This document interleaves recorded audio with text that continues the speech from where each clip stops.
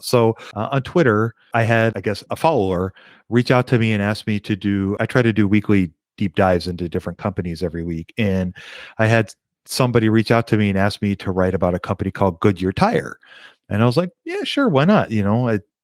I don't really know anything about the company, and it's not really in the field that I generally follow, but I'm game to learn. And so when I first kind of dug into the company and started looking at it, the reason why this person was interested in it was because it was very optically cheap. It was trading around a 4 PE, or a 4 price to earnings ratio of about 4, which is really, really low. And it also had a price to book, which is another kind of typical valuation relative metric that you can use that can tell you how cheap it was. And it was trading for less than 1.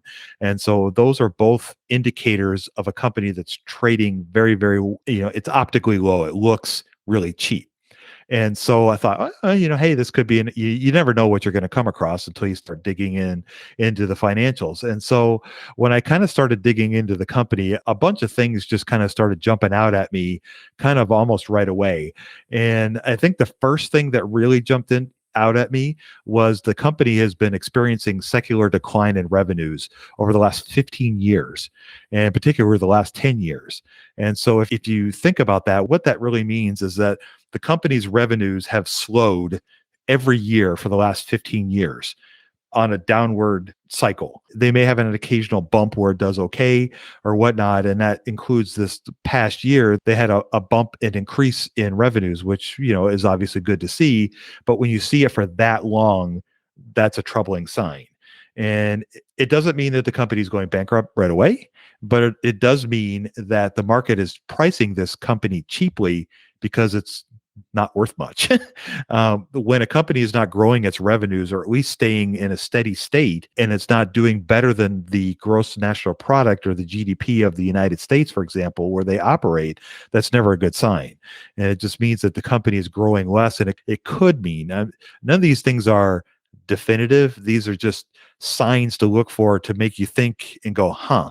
So when you see the revenues drop by that much for that long a period of time, it can lead you to think that the company's in the end stage of their life cycle, or that the products that they've been producing are just not as popular as they once were for whatever reasons. So that's something that kind of just jumped out right away when I was looking at the company. When I kind of started digging into that, I also started noticing, for example, the operating margins. So if you go farther down the income statement, we come to the operating margins. And that's basically the profit that the company makes from the cost that it comes to build the tires, like oil, for example. As the cost of oil goes up, their margins decrease because it comes more expensive for them to build the tires. It also includes the people to make the tires, to sell the tires, to run the stores that they operate. All those things go into the operations of the company. And Goodyear actually has the lowest operating margins of their 3 big competitors, which are Bridgestone and Michelin. And they're almost half of what those other 2 competitors are. So again, that's not a great sign. So the other not so great sign is something that we just talked about, the earnings. So Goodyear Tires has had negative earnings in 2019 and 2020. So they are not a company that would strike you as a COVID impact, big or small. So the fact that they were showing negative earnings prior to COVID, not a good sign. And then they only accelerated the following year. So 2 of the last 3 years, they've lost money. And that's not something you ever want to see, even for a company that's as optically cheap as Goodyear Tire is. So if we go farther down into the financials, then we start to see other things that really kind of set off the alarm bells. And if you look at the balance sheet of the company, one of the things that really screams out at you like, oh my gosh, this is not good. The company's debt. So all the debt that the company owes people and investors and banks and whatnot totals about around $6 billion. The company's market cap is around 3.8 billion. So they owe way more debt than the value of the company as a whole.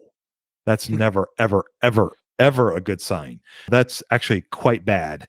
And so that's something that should really, really scare investors. Andrew and I talk about some of these really big companies. I mean, can you imagine if Google or Microsoft at 2.4 trillion had that much debt on their balance sheet? Oh my goodness, that's insane.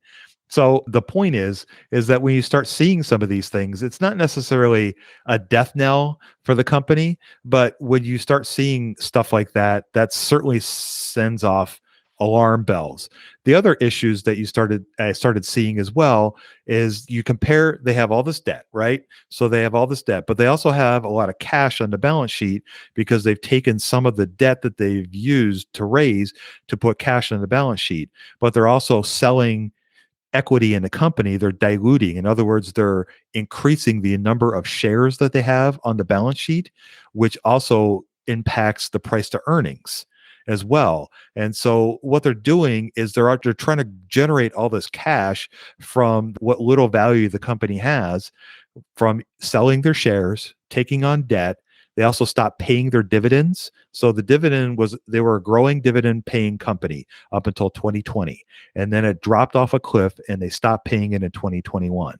So another, I guess, alarm bell goes off when they stop doing that. They're stop paying a dividend, never, ever, ever a good sign. Raise a whole bunch of debt and then dilute the company. In other words, they sell so much equity that they're increasing the amount of shares, which decreases the value that you and I have in the company. And so those are all things as shareholders we never want to see.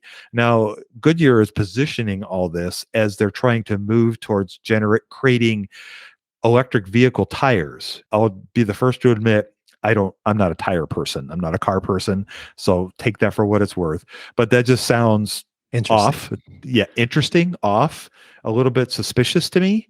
So those are all things that just scream a value trap. Now, I'm not saying that the company is going to go bankrupt tomorrow, but they are also all reasons why there's no way in heck you would ever want to buy a company like this, because it looks optically cheap, but then when you start looking at what's the real value of the business, there isn't any. They aren't making any. They're negative free cash flow, which is where the value of the business really comes from. Negative earnings or close to negative earnings. Stop paying a dividend, raising debt. Those are all just screaming alarm bells that this company is in trouble. And those are things that you want to stay away from. So these are all signs of things that you can use to help you avoid value traps when you look for different companies that you see all of a sudden, hey, this is super cheap all of a sudden, maybe I should buy into this because this is the kind of company that Andrew and I talk about. But that's why you need to look at the financials a little deeper and uncover some of those things. It's almost like it's doing the opposite of everything we want to see. I mean, we want to see a company that's creating a profit, creating cash flows, and then giving those cash flows back to us, not the other way around, us giving them the cash flow. Right. In order to feed their money burning machine. Right. Exactly. Yeah, exactly. I mean, if they stumble at all, they have no margin of safety because they've run up so much debt. They've basically used up any equity they've had to try to generate that cash, and they're not generating any free cash flow. So they really have nowhere to turn other than trying to go back to the markets to try to take on more debt. But as the market cap keeps falling, nobody's going to give them a loan because why would they? I mean, your chances of getting your money back just drop dramatically in circumstances like that. So it just screams value trap.